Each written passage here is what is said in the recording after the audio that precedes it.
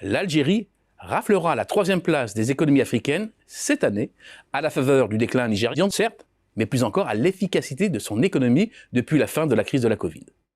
Comme souvent avec l'Algérie, il faut faire un détour du côté de son secteur pétrogazier pour prendre le pouls de l'économie. Grand gagnant de la crise énergétique, le pays a su profiter depuis du maintien à un haut niveau des cours des hydrocarbures et de la réorientation géographique des approvisionnements en gaz de l'Europe. Et pour cause, l'Algérie est un acteur incontournable du marché. 10e producteur mondial de gaz naturel, le pays est surtout le premier exportateur de gaz naturel liquéfié d'Afrique et se place dans le top 10 mondial. Avec le pétrole, il s'agit bien entendu de l'un des piliers de l'économie. Les hydrocarbures, c'est très directement plus de 20% du PIB, environ 60% des rentrées fiscales et plus de 80% des exportations en valeur. Il suffit de comparer deux courbes pour prendre la pleine mesure de la dépendance d'un système principalement construit sur la performance du secteur pétrogazier. La première, c'est celle du cours du Brent. La seconde, celle du PIB en valeur. Des prix élevés du pétrole, c'est l'assurance d'une accélération de la croissance, des comptes courants excédentaires, des finances publiques assainies et des réserves de change qui enflent. Et c'est bien le cas. Les excédents courants ont fait leur grand retour l'année dernière pour la première fois depuis 2013.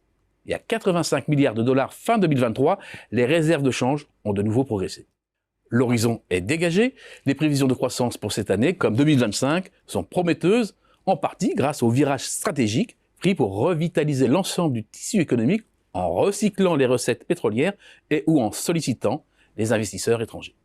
C'est dans ce contexte qu'il faut replacer la suppression de la règle 51-49 qui imposait la participation majoritaire algérienne à toutes les nouvelles entreprises. Un frein évident aux IDE. Les efforts de développement concernent les 3 grands secteurs de production. Le secteur primaire. Dans les hydrocarbures, c'est un plan d'investissement de plus de 50 milliards de dollars, prévu entre 2024 et 2028. C'est aussi la volonté de mieux exploiter un sous-sol riche pour soutenir la réindustrialisation du pays. Minerais de fer, zinc, plomb reçoivent d'importants investissements. En coopération avec la Chine, le projet phosphate intégré vise à faire de l'Algérie le leader mondial de l'exportation d'engrais et de fertilisants.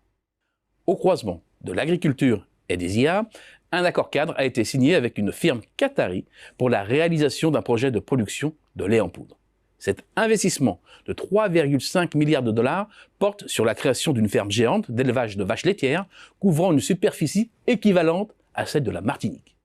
Dans le textile, c'est le complexe de Relizane, développé avec la Turquie, avec comme objectif la création de 25 000 emplois directs. L'industrie pharmaceutique, en plein essor, couvre désormais plus de 70% des besoins domestiques en générique et s'ouvre à l'international.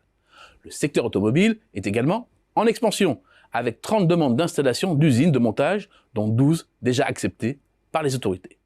Dans le tertiaire, la tech se développe rapidement, en synergie avec une jeunesse qualifiée et hyper connectée.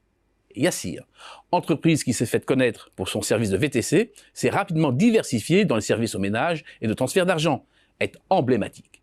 En seulement 5 ans, cette start-up, la plus valorisée d'Afrique du Nord, a levé 200 millions de dollars, y compris avec des fonds en provenance de la Silicon Valley. C'est enfin l'achèvement du tronçon principal de la transsaharienne dite la Grande Dorsale, liant Alger à Lagos au Nigeria, qui va accélérer les échanges avec les pays africains au même titre que le développement rapide d'infrastructures portuaires et routières. Plutôt que d'utiliser la manne gazière et pétrolière pour acheter la paix sociale et faire perdurer le modèle de rente, une nouvelle voie se dessine qui pourrait amener l'Algérie à viser la 2e place des économies africaines.